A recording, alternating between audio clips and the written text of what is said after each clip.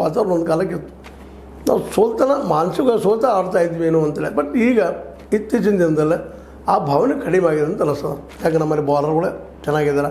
ಆದರೆ ಇನ್ನೂ ಕೆಲವೊಂದಿಷ್ಟು ಬಾಲರ್ಗಳು ಬರಲಿಲ್ಲ. ಬುಮ್ರಾ ಇರಲಿಲ್ಲ ಇದ್ರಲ್ಲ, ಅವರಿದ್ದರೆ ಇನ್ನೂ ಸ್ವಲ್ಪ ಕಡಿಮೆ ಮತ್ತಿಗೆ ಔಟ್ ಆಗ್ತಿತ್ತು ಏನೋ. ಪಾಕಿಸ್ತಾನ 241 ಕಡಿಮೆ ಆಗ್ತಿತ್ತು ಏನೋ. ಇರಲಿ, ಈಗ ಇದ್ದಂಥ ಹುಡುಗರು ಸಹಿತ ಭಾಳ ಚೆನ್ನಾಗಿ ಬೌಲಿಂಗ್ ಮಾಡಿದ್ದಾರೆ. ಅದರಲ್ಲೂ ಕುಲ್ದೀಪ್ ಯಾದವ್ ಅವರು ಆಗಿರ್ಬೋದು, ಒಂದು ಸ್ವಲ್ಪ ನಮ್ಮ ಬೌಲರ್ ಇದ್ದಂಥ ಶಮಿ ಒಂದು ತುಟ್ಟಿ ಆದರೂ ಸಹಿತ ಅವರು ವಿಕೆಟ್ ತೆಗೆದುಕೊಂಡಿದ್ದಾರೆ. ಹೀಗಾಗಿ 241ಕ್ಕೆ ಅವ್ರನ್ನ ಸೀಮಿತಗೊಳಿಸಿದ್ರು ಇಲ್ಲಿ ಗೆಲುವಿಗೆ ಭಾಳ ದೊಡ್ಡ ಕಾರಣ ಅನ್ನೋದು ಅಷ್ಟು ಸತ್ಯದ. ಯಾಕಂದರೆ ಬೌಲರ್ಗಳ ಎಷ್ಟು ಸೀಮಿತವಾಗಿ, ಯಾಕಂದರೆ ಫೀಲ್ಡಿಂಗ್ ಅವ್ರು ಕೊಟ್ಟರು ತೊಗೊಂಡ್ರು, ಈ ಟಾಸ್ ಸೋತ ಆ ಫೀಲ್ಡಿಂಗ್ ತೊಗೊಂಡ ಕಡಿಮೆ ಮೊತ್ತಕ್ಕೆ ಅವ್ರನ್ನ ಹಿಡಿದಿಡೋದು. ಏನಾದರೂ 300 ದಾಟಿ ಏನಾದರೂ ಮಾಡಿದ್ದು ಇನ್ನೂ ಡಿಫಿಕಲ್ಟ್ ಆಗ್ತಿತ್ತು, ಕಷ್ಟ ಆಗ್ತಿತ್ತು. ಅದು ಆಗದಂಗೆ ಮಾಡಿದ್ದು ಮೊದಲನೇ ಯಶಸ್ಸು ಬೌಲರ್ಗಳು. ಅದರ ನಂತರ ಎರಡನೇ ಯಶಸ್ಸು ಬಂದರೆ ಬ್ಯಾಟಿಂಗ್ ನಿಂತು ಆಡಬೇಕು ಒಳ್ಳೆಯದಲ್ಲಿ. 2020 ಇದ್ದಂಗೆ ಅಲ್ಲ. ಆದರೂ ಇಲ್ಲಿ ಫೋರ್ಸ್ ಇರಲೇಬೇಕು.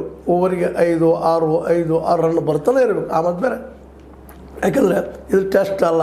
ನಮ್ಮ ಗವಾಸ್ಕರ್ ಅವರು 60 ಓವರ್ ಆಡಿ 32 ರನ್ ತೆಗೆದಂಗಲ್ಲ.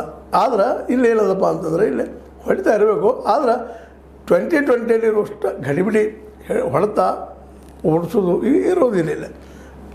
ಈ ನೆಲೆಯಲ್ಲಿ ಒನ್ ಡೇ ತನ್ನದಂಥ ಒಂದು ಗಾಂಭೀರ್ಯತೆಯನ್ನು ಪಡೆದಲ್ಲ. ಆ ಮತ್ತು ಬೇರೆ ಇಂಥ ಒಂದು ಸಂದರ್ಭದಲ್ಲೇ ಅತ್ಯಂತ 240 ಇವತ್ತು ಭಾಳ ಕಡಿಮೆ ಬಂತು. ಯಾಕಂದ್ರೆ 2020 200 ದಾಟ್ತಾ ಇದ್ದಾರೆ ಅಂಥದ್ರಲ್ಲ. 50 ಓವರ್ವರೆಗೆ ಆಡಿ 241 ಅಂದ ತಕ್ಷಣ ಸಹಜವಾಗಿ ಭಾರತಕ್ಕೆ ಒಂದು ಗೆಲುವಿನ ಆಶೆ ಮೂಡಿದ್ದು. ಅಷ್ಟಲ್ಲ, ಶುಭ್ಮನ್ ಗಿಲ್ ಅಂತ ಭಾಳ ಇತ್ತೀಚಿನ ದಿನದಲ್ಲಿ ಒನ್ ಡೇದಲ್ಲಿ ಆಗಿರ್ಬೋದು, ಟೆಸ್ಟಲ್ಲಿ ಆಗಿರ್ಬೋದು ಭಾಳ ಸುಂದರವಾಗಿ ಆಟ ಆಡ್ತಾ ಇದ್ದಾರೆ.